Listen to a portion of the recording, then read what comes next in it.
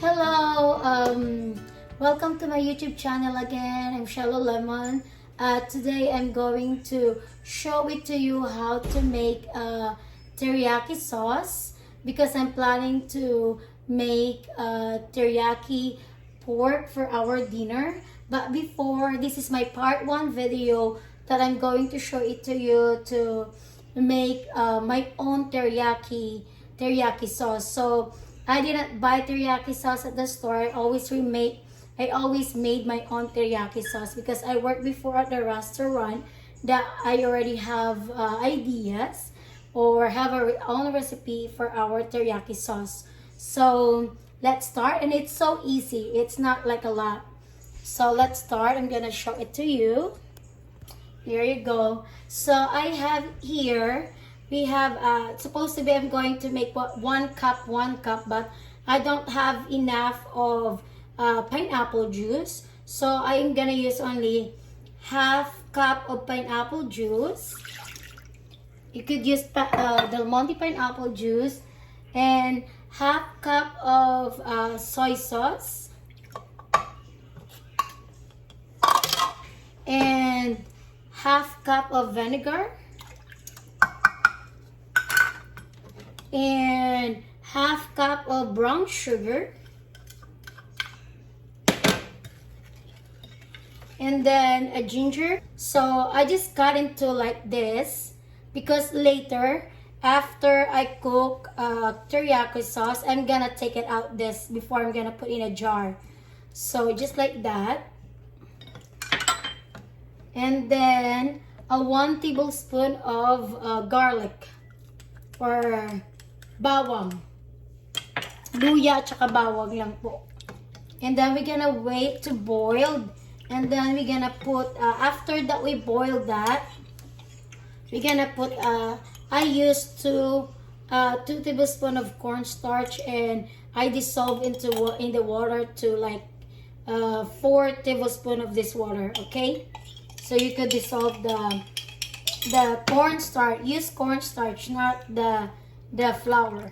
The flour. Just use wag yung harina. So yung cornstarch yung gamitin nyo.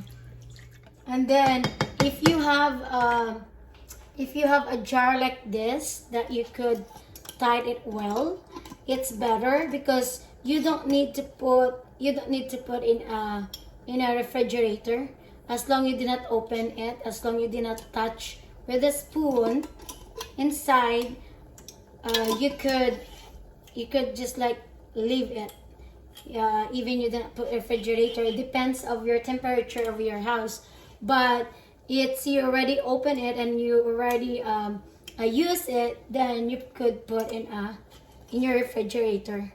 So that's gonna be long last. It will long last like a week or 2 weeks, whatever that you're gonna use. So that I could put this now. Kasi ano na siya talaga, nagbo-boiled na. I could put the cornstarch on my sauce. And then haluin lang hanggang maging malapot. Not really malapot, like ano. And you could add more kung sa palagay nyo hindi pa siya, kung sa palagay nyo parang watery pa siya, hindi siya medyo saucy or ano, you could add cornstarch on it. So eto na, if you could see guys na medyo malapot na siya, pwede na siya. See? I need to turn off my burner, and then I'm gonna wait to warm. Palamigin ko lang siya before I'm gonna transfer it to my jar, and then I'm gonna take it out all the ginger or yung lahat ng luya. You could take it out that. And then you're gonna put, after that, after malamig na, you could put it in the jar. Tara! Eto na, malamig na yung teriyaki sauce ko. Medyo malamig na siya. So, we're gonna take it out the ginger. Para hindi siya sagabal every time that you're gonna get a sauce. And we can transfer this in a jar. Yay! Yay! Mayroon na akong teriyaki sauce. There you go. So now it's done. So eto na yung homemade teriyaki sauce ko.